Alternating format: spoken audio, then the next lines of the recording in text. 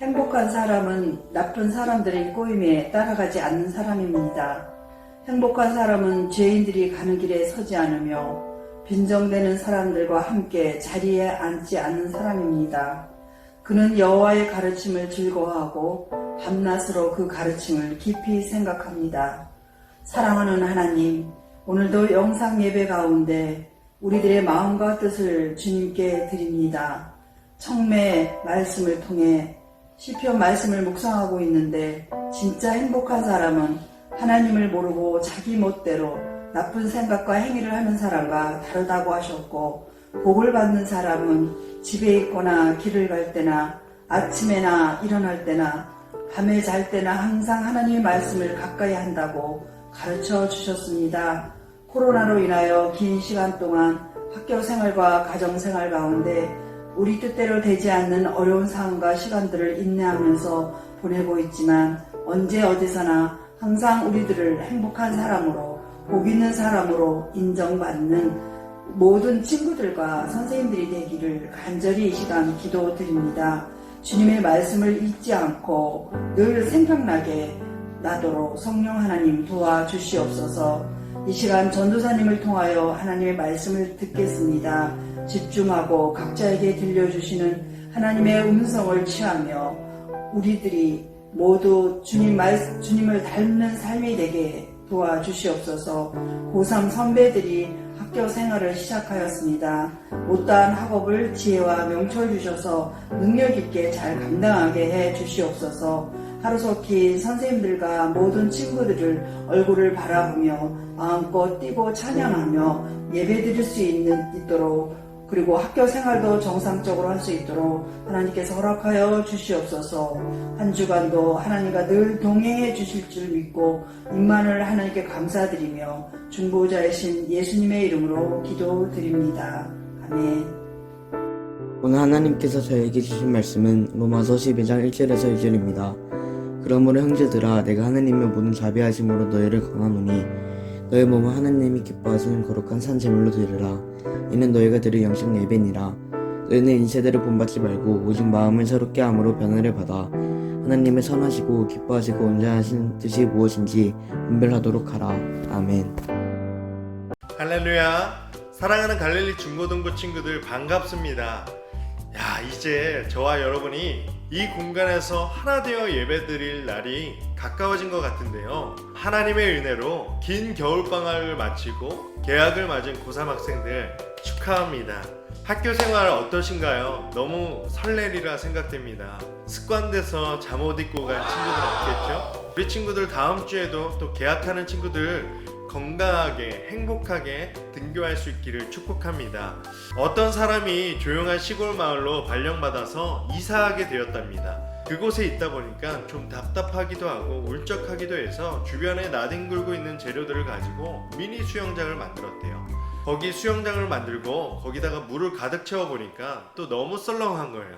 그래서 저기에 오리라도 띄워놓으면 좋겠다, 저기서 키우면 좋겠다 하고 오리 한 마리를 사왔답니다. 너라도 자유롭게 떠다니면서 내 꿈을 펼쳐줘 물에 띄워놨어요. 그런데 그 다음날 왔는데 그 오리가 물에 둥둥 떠 죽어있는 겁니다. 동물에 물린 자국 하나 없고요. 오리가 나 죽었어 하고 둥둥 떠있는 거예요. 놀래서 오리를 판 사람에게 찾아가서 멱살을 잡고 어떻게 물에 뜨지도 못하는 오리를 팔 수가 있느냐 실랑이를 벌이는데, 그 아저씨가 화를 버럭 내는 거예요. 당신 몰라도 너무 모르는 거 아니냐고 소리치는 거예요. 원래 오리가 물에 뜨기 위해서는 이 날개 밑에 기름샘이 있대요. 그 기름샘을 통해서 날개를 촉촉히 기름칠을 해줘야 이 오리에 물이 들어오지 않고 그래야 뜨게 되는 거예요.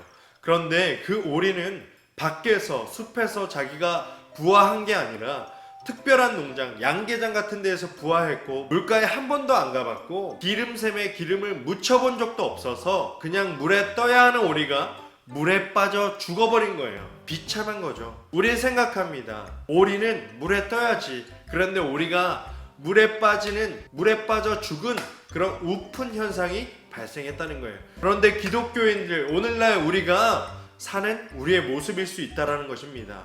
하나님께서는 우리를 세상 가운데에, 또 세상의 문화 가운데에 우리를 살도록 만드셨습니다. 그런데 그 가운데에서 그 환경을 누리고 그 환경 가운데 떠다니는 것이 아니라, 자유롭게 떠다니는 것이 아니라 빠지고 중독되고 그 상황 가운데 어쩔 줄 몰라 하는 모습으로, 능력 없는 모습으로 살아가고 있다는 것입니다. 그런데 하나님께서는 우리를 어떻게 만드셨냐? 이 세상을 바꿀 수 있도록, 특별히 이 세상의 문화를 바꿀 수 있는 능력을 하나님께서 우리 가운데 주신 줄 믿습니다. 베드로전서 2장 9절에 보면 우리의 정체성에 대해서 말하고 있습니다. 너희는 택하신 족속이요 왕같은 제사장들이요 거룩한 나라요 그의 소유가 된 백성이니 이는 너희를 어두운 데서 불러내어 그의 기이한 빛에 들어가게 하신 이의 아름다운 덕을 선포하게 하려 하심이라. 아멘. 우리를 세상의 어둠 가운데 불러내서 이 세상의 특별히 문화 가운데에서 빛을 드러내는 자녀로 우리를 불러내 주셨다는 것입니다. 세상의 문화 가운데에서 뭐 해야 돼 말아야 해 이것 맞아 틀려 이런 얘기 가운데 있다면 그 문화, 그 낮은 수준에서 뭐 해야 돼 말아야 돼 그 정도가 아니라 그 문화를 뒤집어 엎을 수 있는 능력을 가진 그런 주님의 자녀 되길 축복합니다. 먼저는 우리가 세상 가운데에서 절대 기억해야 하는 첫 번째는 무엇이냐면 우리의 모든 생활이 하나님 앞에서 예배라는 사실입니다. 1절 말씀입니다. 그러므로 형제들아 내가 하나님의 모든 자비하심으로 너희를 권하노니 너희 몸을 하나님이 기뻐하시는 거룩한 산 제물로 드려라. 이는 너희가 드릴 영적 예배니라. 말씀 보면 너희 몸을 하나님께서 기뻐하시는 산 제물로 드리라 라고 되어 있습니다. 너희 몸을 드려라. 그걸 문자적으로 해석하면 갑자기 집에다 돌멩이를 쌓아놓고 제단을 만들고 내가 나를 묵습니다. 그리고 여기를 쫙 짠 다음에 으악 한 다음에 피가 났어. 이제 나를 불태울 차례야 이러면서 하나님 앞에 나를 제물로 드려야 하는가? 이렇게 생각할 수 있다는 거예요. 그렇게 생각하는 친구들은 없기를 바랍니다. 그런데 여기서 너희 몸을 하나님 앞에 드려라. 이 얘기는 뭐냐면 너희의 일생을 너희의 숨쉬는 순간 하나도 빼놓지 말고 모든 것을 다 하나님 앞에 예배로 드려라 라는 말씀입니다. 메시지 성경에서는 이 부분을 이렇게 해석했습니다. 여러분의 매일의 삶, 일상의 삶, 자고 먹고 일하고 노는 모든 삶을 하나님께 드리십시오. 모든 삶을 하나님 앞에 드리는 것, 그것이 예배라는 것이에요. 우리가 잘못된 세상 가운데서 우리가 왜 세상 가운데서 넘어지는가, 문화 가운데 넘어지는가? 왜 그러냐면 우리가 세상과 예배와 주일과 일상을 구분하기 때문이에요. 일요일은 거룩하고 일상의 6일은 내 맘대로 살아도 돼. 이런 이분법적인 세상 가운데 일요일은 거룩하게, 주중은 그냥 내 맘대로, 이런 생각이 우리를 세상 가운데 빠져 죽는 오리로 만든다는 것입니다. 제가 한때 제일 많이 듣는 질문, 세상 친구들도 이 말 진짜 많이 하거든요. 술은 마셔도 되는데 취하지만 않으면 되죠? 이 얘기 100번 이상 들었습니다. 성경에 취하지 말라고 했지 그게 마시지 말라고 하지 않았나? 처음에 이거 주장한 사람 보면 얼굴 한번 보고 싶습니다. 에베소서 5장 18절에 술 취하지 말라 이는 방탕한 것이니, 이 말씀 구절 하나 가지고 이거 봐 마셔도 되는데 취하지 않으면 될 뿐이야 이렇게 얘기한다고요. 그런데 이런 논리면 다 되죠. 이건 궤변이죠. 예전에 어떤 연예인이 음주운전하다가 뺑소니 치고 이런 유명한 얘기했습니다. 나는 술은 마셨지만 음주운전을 안 했다. 난 술을 마셨지만 음주운전 안 했다. 이 뭔 소리야? 유명한 얘기를 남겼죠. 그래서 사람들이 비꼬면서 댓글을 달았습니다. 그래? 그런 원리라면 나는 친구를 때렸지만 폭행은 아니다. 옆집에 불은 질렀지만 방화는 아니다. 빵점은 맞았지만 꼴등은 아니다. 뭐가 틀려요? 이것 해도 되나? 저것 해도 되나? 계속 우리 마음 가운데 물어봐요. 그런 질문이 우리 가운데 있다면 그걸 묻는 것 자체가 우리 신앙의 이분법적인 일상과 주의를 구분하는 이분법주의 가운데 빠져 있다는 거예요. 우리는 그 가운데에서 스스로 하나만 물어보면 돼요. 그 장소가 예배하는 장소인가? 내가 예배하는 장소인가? 그거 하나님께서 기뻐하시는가? 이거 하나만 물어보면 우리가 세상의 문화 가운데에, 어둠 가운데 고민할 게 없다는 거예요. 그래서 창세기 4장과 5장을 보면 이 두 개에 대해서 아주 뚜렷한 대조가 나옵니다.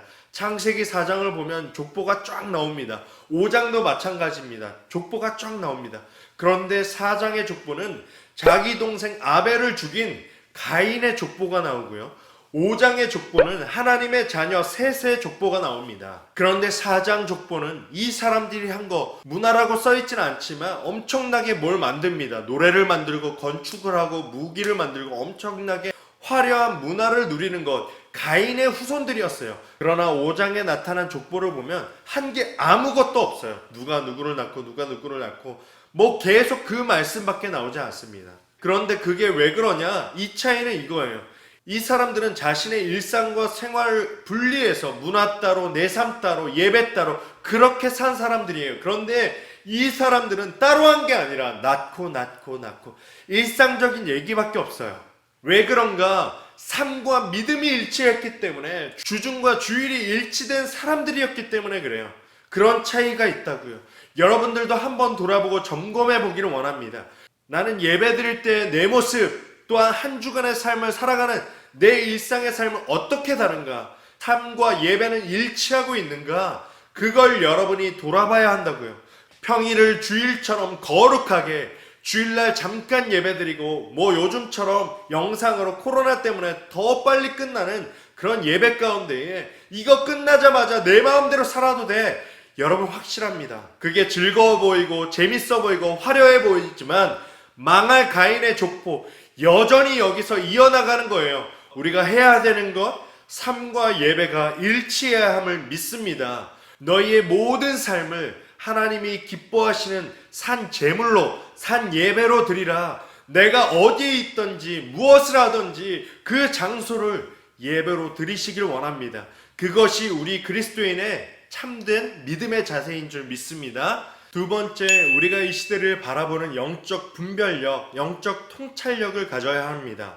우리가 어떻게 가질 수 있을까? 로마서 12장 2절 말씀이 이렇게 말합니다. 너희는 이 세대를 본받지 말고 오직 마음을 새롭게 함으로 변화를 받아 하나님의 선하시고 기뻐하시고 온전하신 뜻이 무엇인지 분별하도록 하라. 여러분, 하나님의 선하시고 기뻐하시고 무엇이든지 분별하라고 말씀하십니다. 그런데 여기서 중요한 건 뭐냐면 첫 번째 원칙, 이 세대를 본받지 말라는 것입니다. 여러분, 이거 진짜 중요합니다. 성경에서 이거 닮아라, 본받아라, 똑같이 본떠라, 이 말은 예수님께만 씁니다. 그런데 오늘 말씀 보면 세상을 본받지 말라고 나와 있어요. 여러분, 이 얘기는 뭐냐면 우리가 세상을 좋아해요. 세상 하니까 엄청 추상적이잖아요. 그런데 이런 말씀이 있어요. 내 보물이 있는 그곳에는 내 마음도 있느니라. 우리의 보물, 내 시선, 내가 지금 좋아하는 것, 그것이 보물이고 그것에 마음이 있다라는 거예요. 구체적으로 우리가 어떠한 연예인을 좋아한다? 내 취향, 내가 걔네들을 좋아해서 좋아하는 게 아니라 좋아한다는 것은 영적인 문제라고요. 여러분, 성경에는요, 예수님을 본받느냐, 세상을 본받느냐 두 개밖에 없는 거예요. 게임을 좋아한다. 그 게임을 재미있어 하는 거 자기 힘으로 못 끊습니다. 술 좋아하는 거, 담배 자기 힘으로 끊을 수 없어요. 여자들, 친구들 뒷담하는 거, 시간을 허비하며 쓰는 모든 문제들, 그 뿌리를 보면 이건 영적인 문제라고요. 보이지는 않지만 분명한 것, 그 뿌리를 보면 영적인 중독의 문제라는 것입니다. 여러분, 중독에 빠져있는 사람들의 특징이 뭐냐? 특별히 하나님과의 그 관계가 더 이상 예수님을 본받지 않을 때 그런 현상이 나타나는 것입니다. 사랑하는 여러분, 점검해 보길 원합니다. 여러분, 세상 닮았습니까? 예수님 본받고 예수님 닮아가고 있습니까? 아니면 내가 좋아하는 그거 개인의 취향이지, 개취지, 문화, 기호의 문제가 아니라는 것입니다. 영적인 문제입니다. 특별히 예배 가운데 말씀과 성령 통해 그런 중독들이 끊어지기를 축복합니다. 두 번째, 우리가 그 뜻에 대해서, 세상 문화에 대해서 우리가 가져야 되는 건 뭐냐면 이게 과연 하나님의 뜻인가? 던져봐야 합니다. 첫 번째, 내가 세상을 닮아가고 있는가? 두 번째, 분별력. 이게 하나님의 뜻인가? 질문해야 합니다. 하나님의 뜻은요, 우리는 이렇게 생각합니다. 하나님, 제게 하나님의 뜻을 알려주세요. 하나님의 뜻은요, 성경이 얘기하는 하나님의 뜻은 딱 하나입니다. 항상 기뻐하라, 쉬지 말고 기도하라, 범사에 감사하라. 이것이 그리스도 예수 안에서 너희를 향한 하나님의 뜻이니라. 여러분 뭐래요? 하나님의 뜻은요, 첫 번째 기뻐요. 내가 그거 행하면 항상 기뻐요. 들킬까봐 조마조마하지 않고 두려워하지 않고 그 길을 걸어가는데 당당하고 내 마음 가운데 이걸 하면 기쁨이 넘쳐요. 그거 하나님의 뜻이라는 거예요. 또 뭐예요? 쉬지 말고 기도가 나옵니다. 내 마음 가운데 또 즐거움이 있고 기쁨이 있고 그 길을 걸어가는데 내가 그걸 하는데 내 마음 가운데 저절로 기도의 마음이 생깁니까? 그거 하나님의 뜻입니다. 마지막 세 번째, 내가 그걸 하는데 감사의 회복이 있습니까? 내가 그걸 하는데 막 손해봐요. 내가 다른 사람 도와주는데 막 손해보고 바보 같고 내가 손해보는데 그거 하는데 감사가 회복돼요?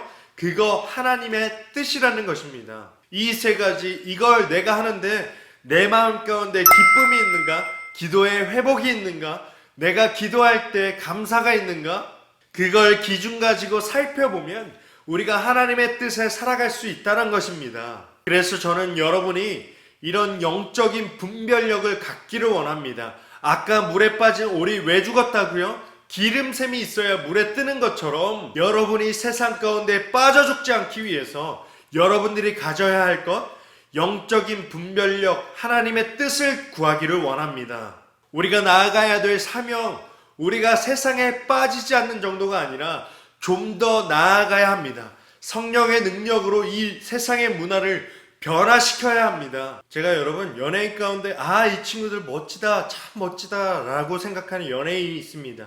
여러분 악뮤, 악동 뮤지션 아시죠? 악동 뮤지션 얘네 나온 다음에 가요계 제 생각인데 한도가 좀 바뀐 것 같습니다. 예전에는요 얼굴이 좀 예뻐야 되고 벗어야 되고 좀 보여줄 게 많아야 인기가 많았습니다. 그런데 얘네를 보면 참 희한합니다. 말랐는데 눈 들뜬해 한 명, 그리고 입혀놨는데 좀 부담되는 여자애 한 명, 걔네 두 명이에요. 그런데 얘네를 보면 인기가 참 많습니다. 노래하는 거 보면 주제 뭐 흔한 남녀간의 그런 사랑 얘기가 아니라 뭐 다리 꼬는 거, 뭐 라면, 사춘기, 뭐 콩떡빙수, 노래 뭐 다 이런 거 찬양처럼 가사가 너무 좋습니다. 저는 이 친구들이 나와서 이 가요계가 조금 깨끗해졌다는 생각이 듭니다. 그리고 악뮤를 보면서 하나님께서 주시는 샘플이라고 생각돼요. 둘 다 몽골에 있는 선교사님 자녀잖아요. 거기서 음악 오디션 프로그램 나가서 이 YG에 캐스팅이 되었는데 제가 발견한 거 뭐냐면 이 문화에, 세상의 문화에 빠져서 겨우 뭐뭐 안 하는 그런 정도가 아니라 문화에 들어가서, 세상 문화에 들어가서 변화시키는 역할이 저거구나 깨닫게 되는 거예요. 여러분 이게 바로 우리의 사명입니다. 하나님께서 구원하신 우리의 이유, 세상 가운데 오리처럼 물에 빠져 죽어 그게 아니라 그 가운데 떠다니는 오리처럼 유유히 떠다니면서 압도하고 오히려 그 바닥까지도 변화시킬 수 있는 사람으로 우리를 부르셨다는 것이에요. 그래서 2절 말씀이 이렇게 선언합니다. 너희는 이 세대를 본받지 말고 오직 마음을 새롭게 함으로 변화를 받아 하나님의 선하시고 기뻐하시고 온전하신 뜻이 무엇인지 분별하도록 하라. 세상을 변화시키고 세상의 문화를 변화시키고 바꿀 수 있는 뜨거움을 주셨는데 그런 사람, 그렇게 쓰임받는 사람, 어떤 사람이냐면 세대를 본받지 않고 오직 마음을 새롭게 함으로 변화를 받은 사람, 오직 마음을 새롭게 해서 변화를 받은 사람이에요. 이 변화를 받았다는 것은 뭐냐면 옛날에는 내가 본 대로, 내가 느낀 대로 내가 좋은 걸 했어요. 그런데 마음의 변화를 받아 바뀐 거 뭐냐면 과연 하나님이 좋아하시는 것이 무엇인가? 하나님의 뜻은 무엇인가? 그걸 찾는 사람이 내면에 변화된 사람이에요. 그래서 그 모습을 성경은 이렇게 설명합니다. 너희는 유혹의 욕심을 따라 썩어져가는 구습을 따르는 옛 사람을 벗어버리고 오직 너희의 심령이 새롭게 되어 하나님을 따라 의와 진리의 거룩함으로 지으심을 받은 새 사람을 입으라. 내면이 변화된 사람, 어떤 사람이라고 말씀합니까? 내 안사람, 내 속사람, 내 욕심과 내 욕망을 따르는 사람이 아니라 하나님을 따르는 사람, 하나님의 뜻이 그 기준인 사람, 그 사람을 통해서 오늘도 그 사람 쓰시고요. 오늘날의 이 시대의 어두운 만화를 바꾸시기를 원한다고요. 우리가 왜 공부합니까? 왜 우리가 이런 힘든 시기에 포기하지 않고 공부해야 될 이유가 어디에 있습니까? 저는 이 부분에서 여러분의 마음이 뛰었으면 좋겠습니다. 언제까지 우리가 고민하는 게 술 먹어야 돼 말아야 돼? 담배 펴야 돼 말아야 돼? 이거 해야 돼 말아야 돼? 이 정도의 낮은 수준의 고민이 아니라 새 사람을 입어 거룩의 능력으로 여러분이 있는 주변을 다 변화시킬 수 있는 그런 사람이 여러분이 되길 축복합니다. 영국의 신앙 부흥 운동을 일으켰던 우리 교회가 속한 감리교 창시자 존 웨슬리 목사님이 있습니다. 우리 교회 로비에 보면 이 존 웨슬리 목사님이 하신 말씀이 있죠. 세계는 나의 교구다. 당시 최고의 영성가 지성가였습니다. 어떤 사람이 이런 얘기를 합니다. 존 웨슬리의 영향은 수백 년이 갈 것이다. 수백 년이 지난 후에도 지금도 영향력이 계속되고 있죠. 웨슬리 목사님이 부흥운동을 일으킨 100년쯤 지난 다음에 어떤 부자가 어떤 한 마을에 들어갔대요. 그 마을에 들어갔는데 뭐 아무것도 없이 깨끗하고 뭐 어두운 곳이, 술 파는 곳, 뭐 성매매하는 곳이 하나도 없더래요. 이 사람이 술을 마시고 싶어서 가게마다 들어가는데 술 파는 가게가 하나도 없다는 거예요. 여기 술 팔아요? 아니요. 여기 술 팔아요? 아니요. 있겠지 하고 다 돌아다녔는데 하나도 없어요. 뭐 이딴 도시가 있냐고 막 소리치는데 갑자기 어떤 농부 아저씨가 이렇게 한마디 하고 지나갔대요. 100년 전쯤 웨슬리라는 사람이 이 동네를 지나갔습니다. 그 한마디 한 거예요. 100년 전쯤 웨슬리라는 사람이 이 동네를 지나갔어요. 그런데 그 마을이 변화되었다고요. 그 영향력이 100년 동안 유지가 되었다는 거예요. 제가 이 얘기 듣는데 제 마음이 뜨거워졌어요. 하나님 앞에 그래서 뭐라고 기도했는지 아세요? 하나님, 그렇다면 저를 통해서 용인수지 지역을 바꿔주세요. 하나님, 용인수지 지역 청소년 문화를 바꿔주세요. 다른 사람이 여기를 왔을 때 여기는 왜 이래? 여기는 왜 다르지? 여기는 왜 애들이 행복해? 여기는 왜 믿음이 살아있어? 했을 때, 시간 지났을 때 갈릴리 교회 김종성 전도사가 여기 있었어. 이 마음이 생기면서 뜨겁던데요. 여러분, 거룩한 꿈 꿔야 합니다. 여러분, 이제 학교 가는데 여러분이 있는 학교, 여러분의 가족들이 있는 그 가정 가운데, 여러분의 속한 여러 공동체 가운데 여러분이 어디에 있든지 그 고백 흘러나오길 원합니다. 하나님이 그 사람 때문에 여기 바뀌었어, 여긴 변화됐어, 여긴 행복이 넘쳐, 그래서 우리는 세상과 다른 공동체라는 그 고백이 여러분 통해서 일어나야 한다는 거예요. 여러분, 도전합니다. 낮은 수준의 범위에서 이거 해야 돼 말아야 돼, 이거 하나님의 뜻이야 뭐야, 이러한 수준에서 벗어나십시오. 여러분은 그거에 뛰어넘어서 세상 문화를 뛰어넘는 하나님의 등불, 하나님의 손에 붙들린 강력한 무기가 여러분임을 잊지 말고 이 어두운 세상 밝게 변화시킬 수 있는 여러분이 되기를 간절히 축복합니다. 아멘. 함께 기도하겠습니다. 하나님, 참 감사합니다. 오늘도 우리를 십자가의 은혜로 다시 불러주시고 예배할 수 있는 은혜를 허락하여 주시니 감사합니다.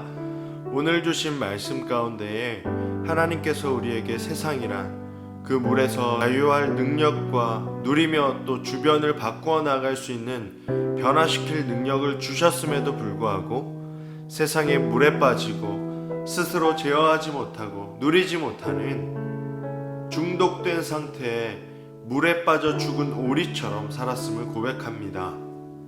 그러나 하나님께서 우리를 이 어두운 세상에 빛을 드러내는 하나님의 자녀로 다시금 불러주셨사오니 하나님의 기뻐하시고 선하시고 온전하신 뜻을 따라 살아가는 주의 거룩한 사람 되게 하여 주시옵소서.